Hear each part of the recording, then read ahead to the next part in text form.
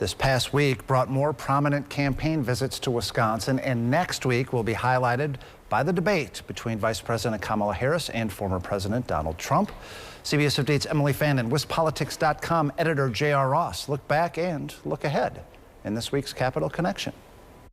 This week, President Joe Biden returned to the battleground state for the first time since he exited the presidential race, and he was in Westby, Wisconsin, which is western Wisconsin, and about 30 minutes from La Crosse, which is a very big up-for-grabs territory in the 3rd Congressional District. But what I want to talk about is while he was there, this is all part of a much larger plan by Biden to go to much smaller communities to try and muster support by touting his policies, to try and gain an edge for Vice President Kamala Harris heading into November. And while he was there talking about policies, he announced a $7.3 billion investment to expand clean energy projects across the U.S., but most specifically in rural communities, and that includes western Wisconsin, JR. Yeah, look, Kamala Harris is probably not going to win the 3rd Congressional District. It covers all of western Wisconsin. Trump won it in 2020, 2016.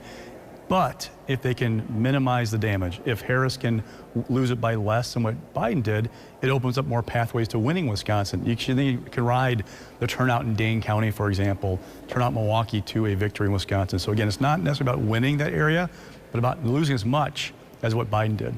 And we're also seeing a similar strategy by former President Donald Trump, who was in Mosinee on Saturday holding a rally, a familiar area that he's been to before. He held a rally last there 4 years ago in 2020.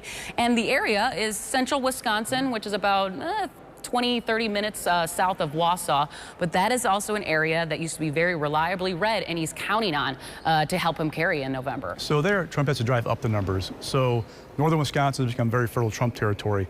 There are only so many voters there, however.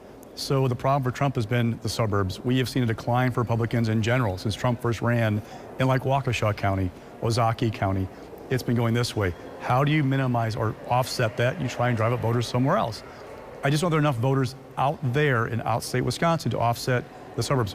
Trump has to do better in that part of the state to win Wisconsin come November. All right, and looking ahead to next week, we're first going to start with the new Marquette University Law School poll that will be released on Wednesday. Of course, beyond just the horse races, everyone's very interested to see how Vice President Harris is doing since the DNC. Is that momentum still there here with Wisconsin voters? Meanwhile, other people are going to be looking at Robert F. Kennedy Jr. Well, why? He's actually filing a lawsuit to get off the ballot, but we'll see where his numbers are at. Yeah, so the question is, will people not know he dropped out? There are a lot of low-information voters out there who might not realize he's not running actively, he has endorsed Trump. Or Republicans who aren't happy about Trump still vote for Kennedy as an option.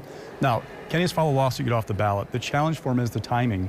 His suit was filed 4 years the day after the Green Party filed a lawsuit in 2020 to get on the ballot in Wisconsin.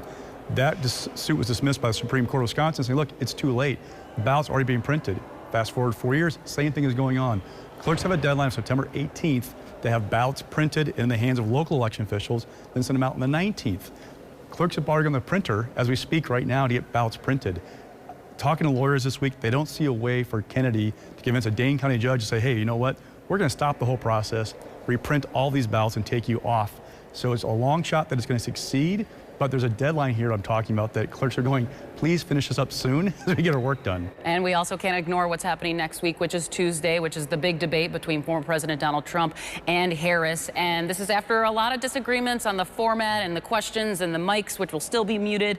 But I think this is going to gain a lot of attention just because of how much the presidential race has shaken up over the past several weeks. Look, the first debate with Biden and Trump was a defining moment. It led to Biden leaving the race. Is this a defining moment for Kamala Harris where she clears the bar? We have seen a lot of Republicans say she can't put together a sentence in a coherent way, that she is not up to the task. But then we see Donald Trump in various public appearances kind of have his own word salad answers and kind of ramble on it. Having Biden gone amplifies the fact that Trump is 78 years old. Sometimes his answers aren't as maybe as succinct as they used to be. So for both of them, there's a test here. How do they come out looking after this debate?